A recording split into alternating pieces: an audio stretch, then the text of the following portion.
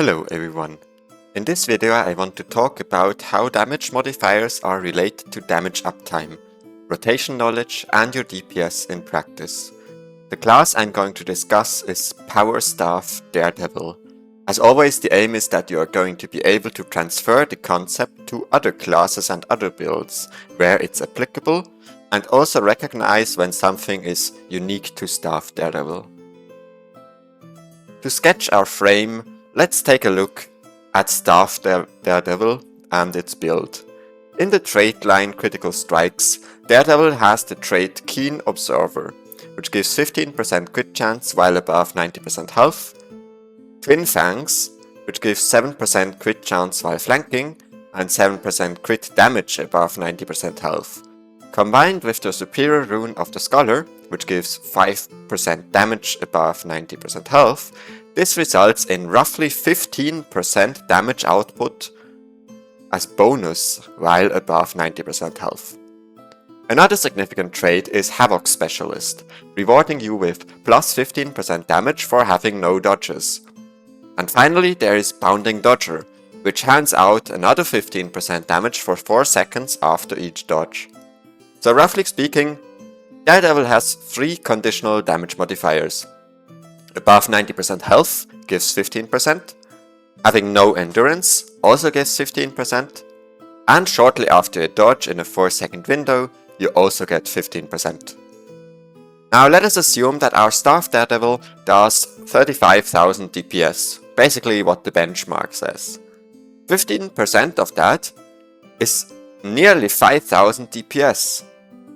This means a Staff Daredevil has a significant amount of its power budget in just one of its damage modifiers. As a result, it becomes extremely important to make sure that those damage modifiers are used to their fullest extent. A second important factor is not only maintaining those damage modifiers, but also keeping up your damage on the boss.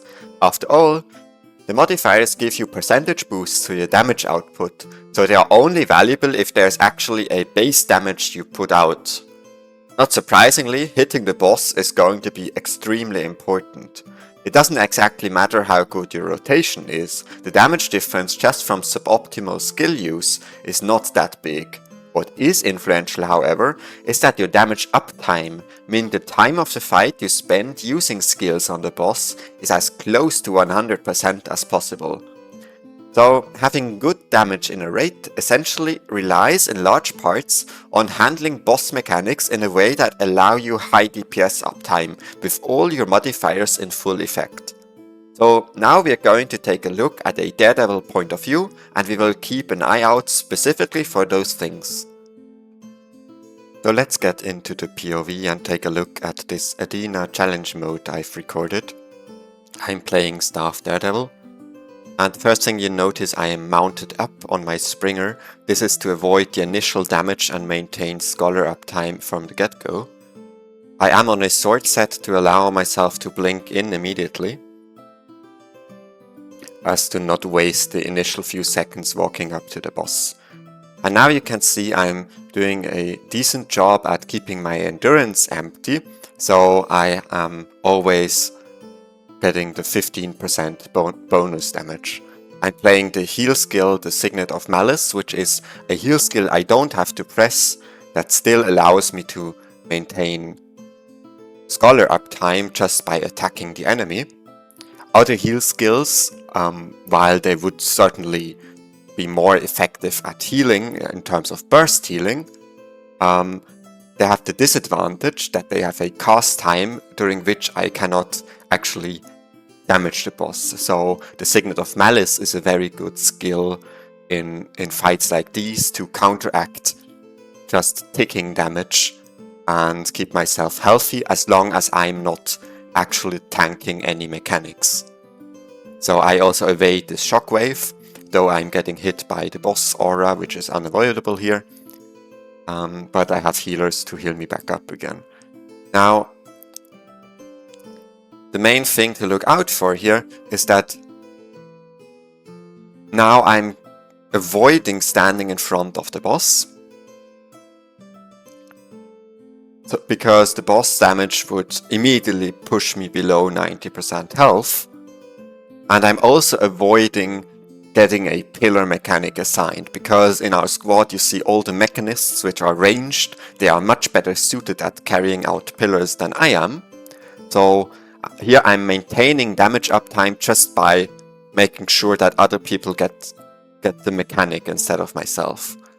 And this is just done by standing close. And here you can see I waited with dodging, which is bad for damage output, but it allowed me to stay closer to Adina than my teammates. And again, it ensures damage uptime, because carrying out a pillar costs about 2 or 3 seconds, even if you do it optimally. And as a result, which is like 10% of the boss phase, and as a result you would lose about 10% damage output, just because you have to deal with this very annoying mechanic. And if a ranged class can do it without any loss, that's much better for the squad DPS. Now in the hand phase there's not that much going on, I'm just focused on not dying. We have reflex, which is pretty good, and I hope that I'm at full health once the phase ends. Now you're going to see when the phase ends that I'm going to do something very special. I will blink in, go to the other side of the boss, because I know the commander is our tank. So I'm making sure that I'm never standing in front of the boss. So I avoid this initial hit, which keeps me again above 90% health, and 90% health is where 15% of our damage is buried. Here I got a pillar to carry out. I didn't carry it out optimally.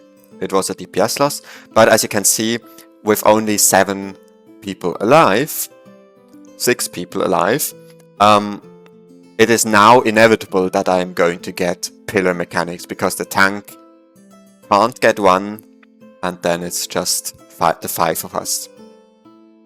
You can see that I jumped in with my staff 5. Now staff 5 is not part of the golem rotation, because it costs way too much initiative and its cast time is not short enough for the damage it does compared to a staff 2. But we still use the staff 5 to cover ground very quickly, since, as I've explained before, the damage uptime is going to be more important than following the exact golem rotation. Here again I try to minimize the time wasted when carrying out a pillar. I do that by dropping the pillar quite close to the boss as well. I don't go out too far, but not as close as I would blind the group, of course. Now I was a bit in trouble because my endurance was way too high. I didn't do a good job at maintaining Havoc Specialist. Havoc Specialist only had like 5% or 10% effectiveness instead of 15% for a while. So over bringing out the pillars, I lost track of one of my modifiers, which is quite bad for my damage output. Now again, I'm not full health, which is bad. Though this is remedied by our healer's healing. And now I applied Aegis to myself, so the next hand attack will not hit. So what still does hit is the aura ticks, and they are counter-healed by our healers and also by just my Signet of Malice. And now I swap to Sword. Now this has the idea that I can just sword 2 to the boss. And then again I go behind the boss. And now I go behind the boss again, just to make sure that I'm always flanking for the full crit chance bonus. And also that I'm not getting hit by any boss auto attacks. Because boss auto attacks, as I've outlined before, do about 3000 damage, and which is instantly below 90% health. Now obviously I could trust my healers to heal me up quickly, but I want to show you how to avoid damage even if the healers are not playing perfectly. And now we've talked so much about damage uptime and modifier uptime that we actually didn't really discuss what kind of rotation I'm doing here.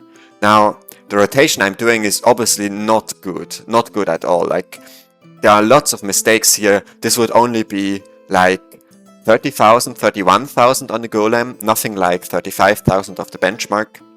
So I really am not playing well rotationally.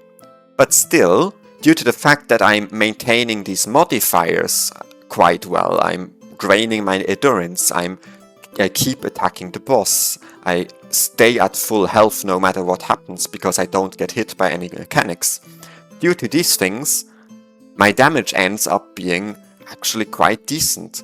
Now this phase lasted forever, we have lots of mechanics which are unfortunate, and we have lots of ticking debuff now as well. But still, this is a very decent Staff Daredevil performance in the end, just because I made sure to keep up my modifiers and keep doing damage.